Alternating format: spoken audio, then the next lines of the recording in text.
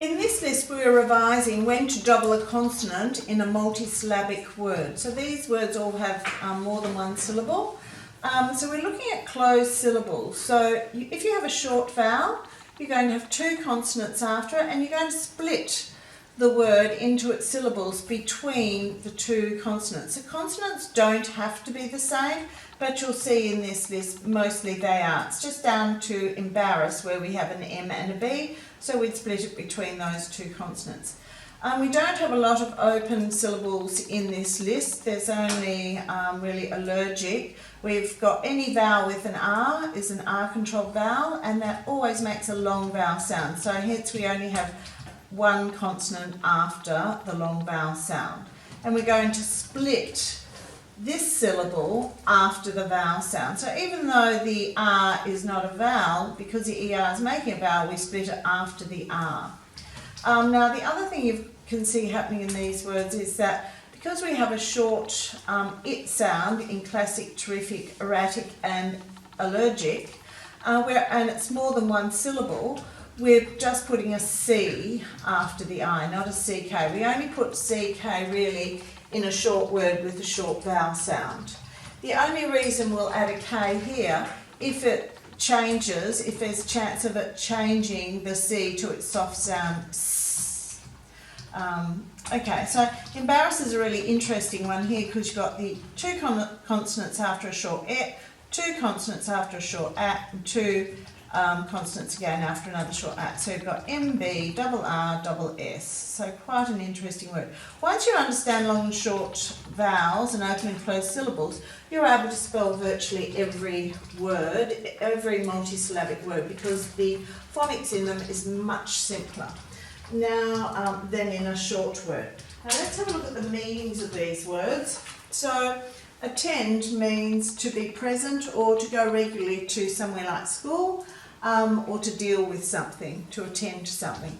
Current, now it could be a flow of air or water or electricity moving in a definite direction, or it could also mean happening at the present time. Classic means a simple, elegant style that's typical. It's judged over time to be of the highest quality, like a Rolls-Royce automobile. Connect means attach or fasten. Terrific is of great size, amount or intensity, means it's excellent. Erratic means changeable, irregular or variable. Now, allergic comes from the word allergy, which means when the body is hypersensitive to a substance. So allergic means it's caused by or relating to an allergy, or having an allergy. Success means triumph, victory or an accomplishment.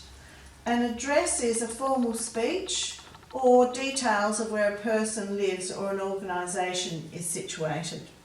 And embarrass means to cause someone to feel awkward, self-conscious or ashamed. So you need to go through, break those words, read them, break them into their syllables, cover them, write them 3 times and check to make sure that they're correct. And if there's an error, go back and redo the writing of the word. First of all, go through and highlight the short vowels and the 2 consonants that follow that short vowel in each of these words. Then you've got to read them, break them into their syllables, cover them, write them and then check them.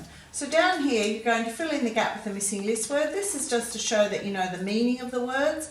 Now down here you've got to copy the list word and circle its synonyms. So you're going to copy that word onto the line and then circle any of these words that mean the same as the given word. Down here we've asked you to use the 2 words in a sentence. Now the way to remember the meaning of these 2 words, the only thing I could find as a student was in currant, ants like to eat currants. It's like a dried little grape, and so that's the one with the A in, the one that the ants like to eat. Down here you do know that words can have different meanings, and sometimes a word can be a noun and a verb, or it could be an adjective, a noun and a noun, and the 2 nouns could have different meanings.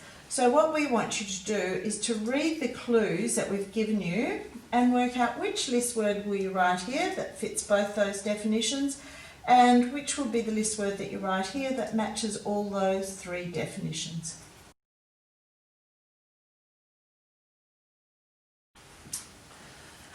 In these words at the top, just go through and highlight anything that will make the spelling of them easier for you, and try to write them neatly in running writing on each of the lines. It's a good time to practice.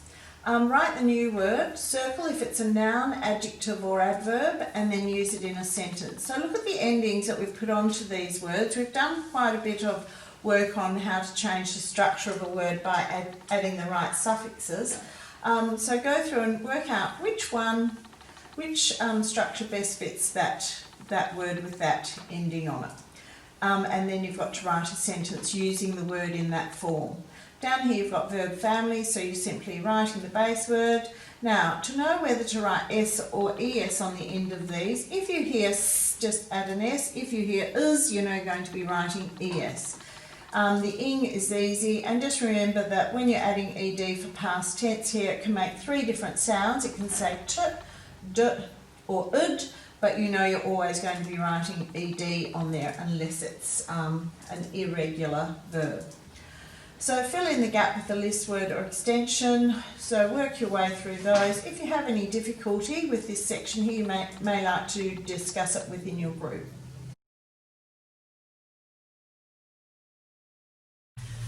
You have to go through and read the two words given in each line and work out which one is spelt correctly and circle it. And then you have to write it correctly on the line and explain why the word is spelled that way and not the other way. So let's quickly go through these. It's a good revision list of things that we've taught you in Smart Words and that we've revised a lot. So they should be pretty easy for you by now. So you know E goes away when ing comes to stay. You know after a long vowel sound that you only use a K. You only use CK after a short vowel sound. If you hear is at the end of a word, you know you're going to write ES, but if you hear s at the end of a word, you know you're only writing an S. So listen to how you pronounce the words too.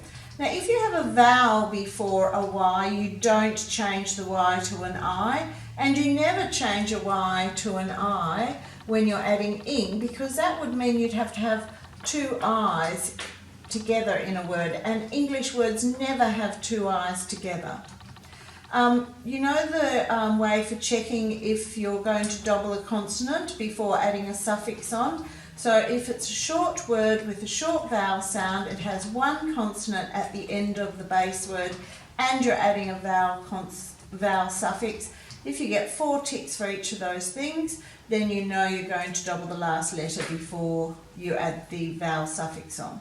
Now, we've already discussed you must have a R or a consonant before a Y before you change the Y to an I and add a suffix.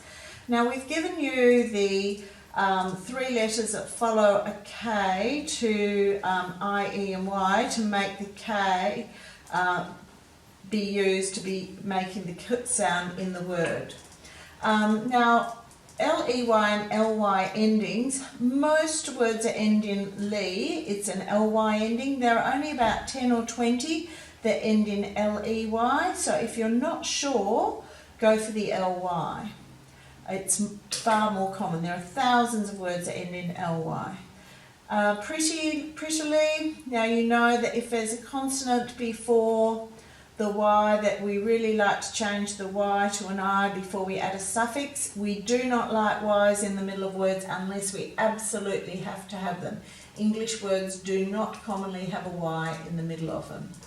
You'll know with this one that the rule is I before E except after C where the sound is E. The second part of that rule is very important and it's going to help you decide on which is the correct spelling. You know when you add some suffixes, you're dropping the last letter, so and some of them you're not. So you're going to have to think about, do you drop an L or not when you're adding full to a word? Patient, you know that we really only use SH at the start or end of a short word. In the middle of words we tend to use TI, SI, CI, XI or CE for the sh sound. In words that start with a W, a WH or a QU, you know that you're allowed to use an A for the OT sound. We've done a fair bit of work on that, so that may help you work out which word is spelled correctly here. This is a revision of this rule up here, so we won't go through that. Now this is the prefix change rule. So the prefix change rule is that the prefix, a common prefix, is in, but we're allowed to change it to an M if the base word starts with an M, a B or a P, because it's easier to mouth the word. It's very hard to use the prefix in before those letters, if those letters are starting the base word.